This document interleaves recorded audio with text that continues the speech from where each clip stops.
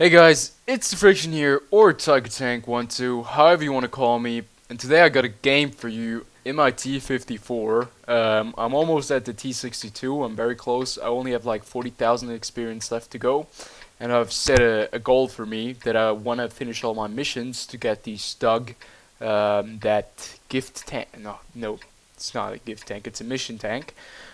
Or I want to get the Stug and I want to get the T62A, which means that I need to grind my credits and grind this tank. So I'll be having a lot more time with this tank, and I really do enjoy playing the T54.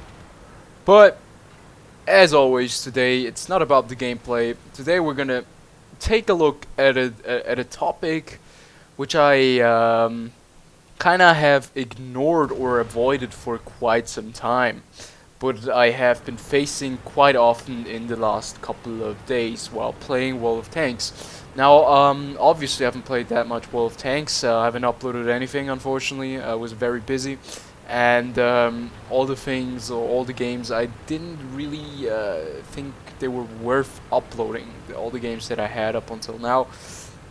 And yeah, so there were some changes. E5 has gotten, was buffed in this patch, but we'll get to that later on in another video.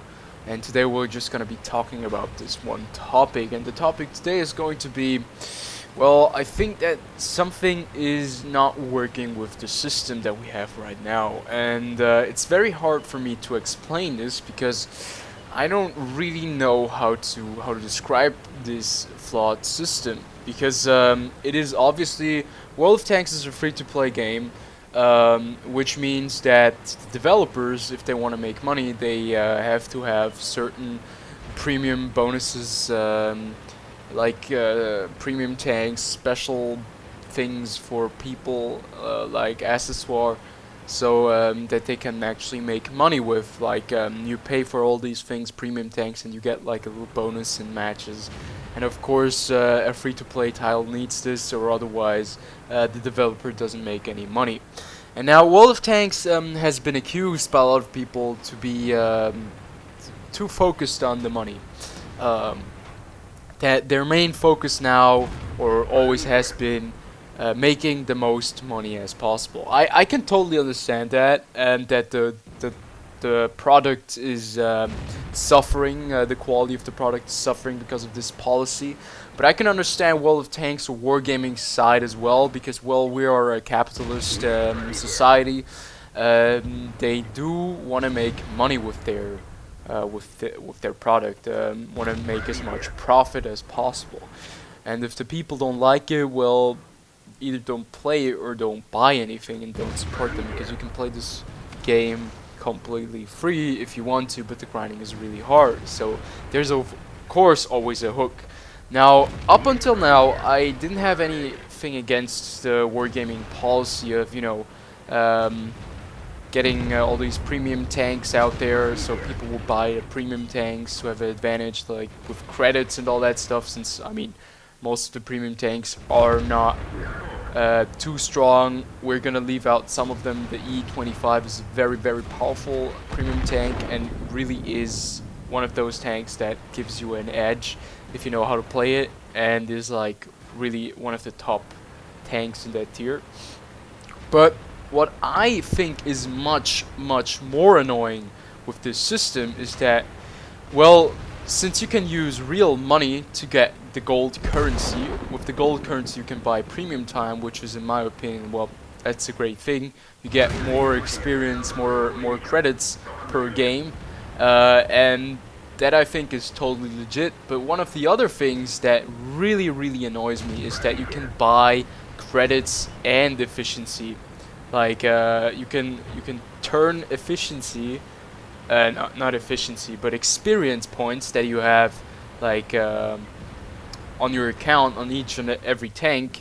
You can turn it into free experience, and with that free experience, if you turn it into free experience with gold, you're able to just unlock any tank you want. And there's the big problem: people throwing money at World of Tanks and getting tanks that they shouldn't be getting.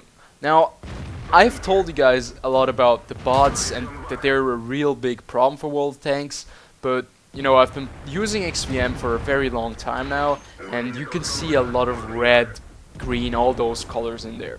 And red, as you guys know, means is pretty bad. Now we're not gonna go after XVM because XVM is statistics, and statistics are just numbers. It can vary in every game. But the thing is that a lot of people who are new to this game get this game and start playing. There are some tanks that are, well, they know of this tank, so they put in some real money because they don't have the patience or they don't have the time simply to get to these tanks that they want to get to. And of course, that means that these people get to these tanks by buying their way through to these particular vehicles. Now, this is really bad in tier 8 because a lot of people just start the game and buy a tier 8 vehicle with gold, and they have no idea, absolutely no clue how to drive that tier 8 vehicle. And you can see in the end, I have to stop the video because it's already over. And they absolutely screw over their team because they have no idea how to drive the tank, and they just play the tank and they go in there and they die. And people do that with other tanks as well. They just free experience their way through an entire line to get to a tier 10 or tier 9 vehicle, and they just start playing that tank and they have no idea how to play it because they've never played a tank in the previous line before. They don't know how it works because they just bought their way into the game. And this is, of course, well, this is a huge problem because you have people in your team or on the enemy team that have absolutely no clue how to play their vehicles because they have never played that tank in stock. They have never played one of those vehicles, one of the predecessors of that vehicles, and they have absolutely no clue. So they start playing that game, and you instantly have some guys on your team who are absolutely shit, have no idea how to play the tanks, but they already possess their tank because they bought their way through to it. And I think that they should maybe cut back on that part, that you can buy, that you can turn experience into free experience and unlock any vehicle, because the problem is that it's just no fun for either one of the teams if you're playing and your entire team just, most of the players don't know how to play because they've never played their tank before and they just bought their way through to the tank, or on the other side because it's way too easy and it's no real challenge to defeat these guys.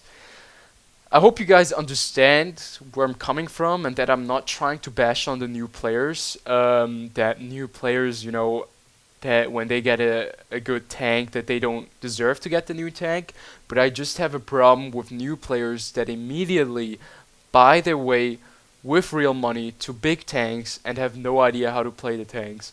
And in the end, they screw up the entire system because it doesn't work if you have players who have a great tank, but they don't know how to use the great tank. And that is kind of a fault of wargaming, because their policy is just like this.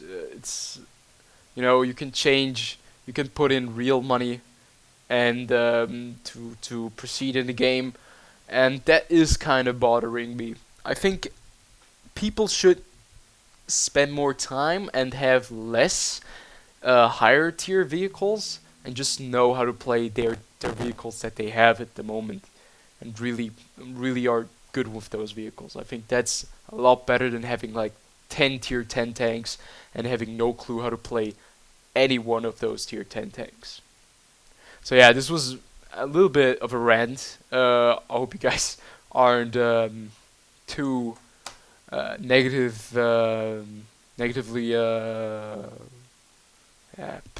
influenced by this video. I hope you have a great day, and I'll see you guys on the battlefield in a few days. Yeah.